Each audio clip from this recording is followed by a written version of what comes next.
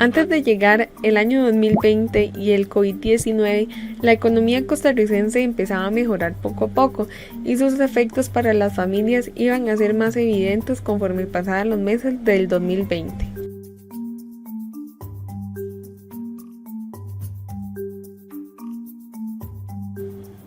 El 6 de marzo se confirmó el primer caso de coronavirus en Costa Rica y el primero en América Central. Se trató de una turista estadounidense de 49 años que había llegado en un vuelo desde Nueva York.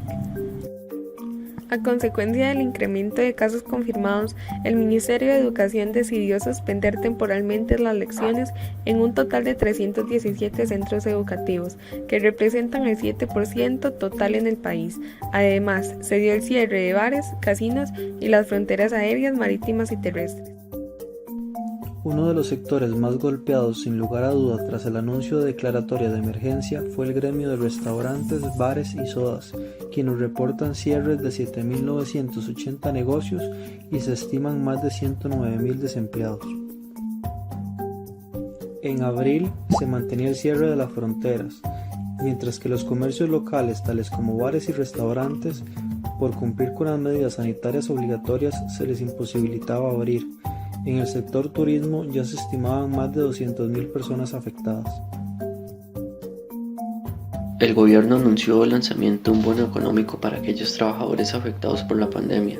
El bono varía entre 125.000 por mes para personas despedidas o con una jornada laboral reducida al 50% o más, y 62.500 por mes a quienes hayan reducido la jornada un 50% o menos. El Ministerio de Salud anunció la reapertura de cines, teatros, gimnasios, alquileres de bicicletas y escuelas de natación, pero con medidas de prevención, como la apertura de estas entre las 5 de la mañana y 7 de la noche, con una capacidad reducida de personas. El Ministerio de Trabajo y Seguridad Social reportó que los salarios de 19.782 empleados formales han sido afectados por la crisis causada por la pandemia. De esos empleados, a 9.918 les fueron suspendidos sus contratos laborales y a 9.864 les fueron reducidas sus jornadas laborales. Para los meses de junio y julio, la caída económica de Costa Rica, si bien es alta, no llegaría a los niveles del resto de la región. Según la OCDE, aún así existía menor consumo de los hogares, disminución de demanda de las exportaciones y alta tasa de desempleo. Hablando de desempleo, en el último trimestre de 2019 se mostraba en 11.9%, mientras que con la pandemia en el 2020 se muestra en el 24%, para un total de 551.000 personas desempleadas, lo que quiere decir que son 251.000 personas más comparado con el trimestre del año anterior. Según el índice del IMAE, la actividad económica registró un decrecimiento en agosto pasado del 7.7%. La caída en el volumen de la producción es mayor en las actividades de hoteles y restaurantes, con un 59%, el transporte y almacenamiento con 27% y el comercio con 15.5%.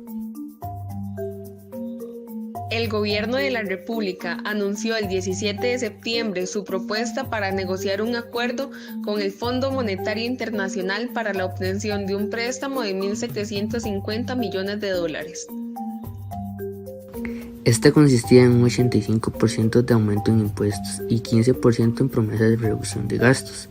El grueso de la propuesta tributaria consiste en la creación del impuesto a las transacciones y en aumentar el impuesto territorial en un 200%.